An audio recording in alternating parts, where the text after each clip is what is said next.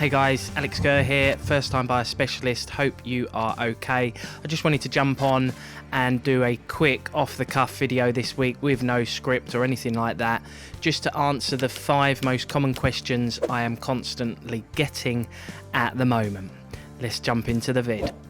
So question number 1 is, can I borrow extra on top of the mortgage amount for home improvements or something like that? So unfortunately the answer is no.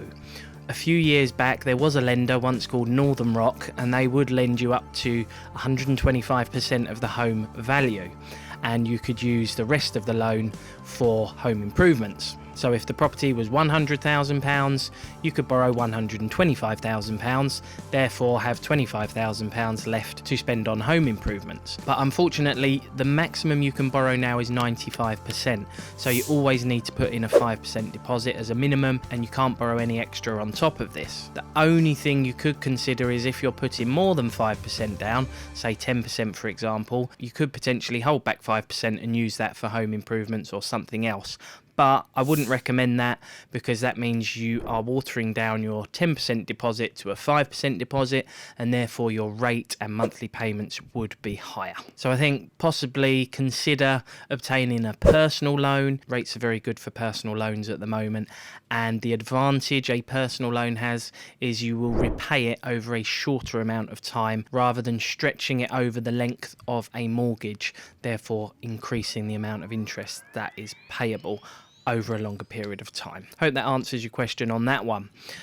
Question number 2, will house prices go down if there is a recession or downturn in the market? So it's very hard to predict. History tells us that yes, house prices do come down if there is a downturn in the market or a recession or something like that. I always say if you've got an opportunity to get onto the property ladder, then take it. You never know what's around the corner, and historically, factual data shows that over 10 to 15 years, property always delivers, it always comes back. So if you bought a property, it went down in value, there was a house crash or something, 10 to 15 years later, that will always recover and go beyond the amount you paid for the property. So I never think it's a good idea to wait to see if property prices will come down so you can benefit, because you may lose out in other areas, which means you can't get a mortgage for another 5-10 years because mortgage lenders stop lending. I do, however, think, just to add to that, that the government is much more tuned in to the property and the mortgage market, and has provided, great support to help us over issues where previously that might not have happened. So I do think that has stimulated the housing market for right or wrong reasons. I do think more efforts are made to keep the property market moving forwards. Question number 3. Have you ever seen mortgage offers withdrawn after exchange of contracts? So I've never seen that myself, or I've never had that happen to myself. I've been doing mortgages since 2003. I've heard of horror stories, whether they're true or not, I'm not sure. But in theory, a mortgage lender can withdraw a mortgage offer at any time, and I do believe that would be in their power after exchange of contracts. So if you are worried about that, I would try and exchange and complete on the same day. That's called a simultaneous exchange and complete, where you do both on the same day. Therefore, you don't have that period of a week or so where you wait between exchange and completion. That's normally there to for a solicitor to submit what's known as a certificate of title to the mortgage lender, and the mortgage lender then sends the mortgage funds after you've exchanged, which they say can take up to 5 days. If you ask your solicitor to do a simultaneous exchange and completion, they may say to you the mortgage lender needs 5 days in between. However, that's not the case. You can do it if you want. It's just more work for the solicitor. Question number 4. Is Help to Buy still worth it? Are there alternatives? So with Help to Buy, the key thing here is you need to know, firstly, your application needs to be in by the end of October 2022, and you need to be moved into the property by the end of March 2023. However, Help to Buy equity loan is linked to inflation when you pay the money back. The first 5 years it's interest free, year 6 it's 1.75%, year 7 onwards you pay 1.75% plus the retail price index, which is related to inflation, which started off at I think around 1.5%.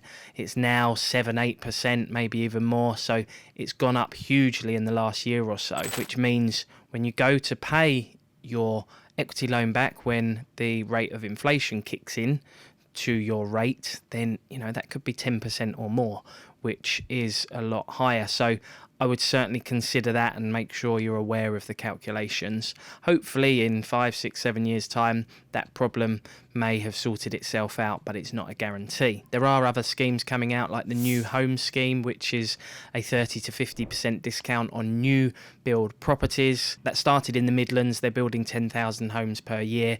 It's just a case of keeping an eye out on Rightmove for when it may come into your location. It's for first-time buyers and key workers. Is there an alternative? Well, there is something called the even equity loan now, but that is for resale properties only, not new builds. So it does allow you to borrow an equity loan on top of your deposit. The way it works, whatever deposit you're putting in, so 10,000, they will double your deposit.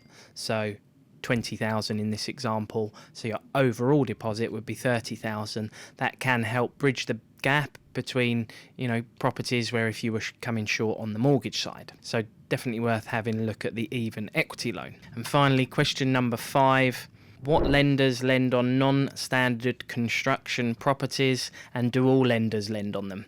So this is a very common question at the moment. Most lenders will lend on standard houses and standard flats. A standard house is called a brick and tile house, where it's got the traditional bricks and tiles on the roof, and the roof is a pitched roof like this. That is your standard brick and tile house, or bricks and mortar, you may hear that called. And a flat is known as a purpose-built flat. They were built for people to live in on a residential basis, so not rent the property out or anything like that. You can have masonettes, converted properties, timber framed, steel framed, pebble dash, all sorts of non-standard construction properties. And I often get asked, oh, I'm buying this non-standard construction property, a concrete build or something like that, please let me know what lender will lend on it. But I can't answer questions like that. It's not on the type of property. There's many other variables that come into account. For example, I know some lenders that if the property was built before 1940, they won't lend on a concrete build. If it was built after 1940, they will consider it because the material was different and the pre-1940s one was problematic. So it all depends. It's just a case of doing your research. We do now have a mentorship program called First Time Buyer Expert that, should you be a premium member and you are buying a property, you don't have to use us. You could ask us any questions and we do the research for you.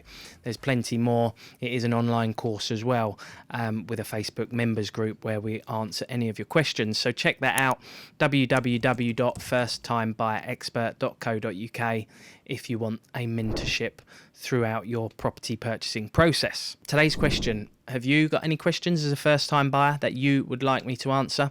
Please let me know in the comments below. Please note, we do need to let you know that your home may be repossessed if you do not keep up repayments on your mortgage.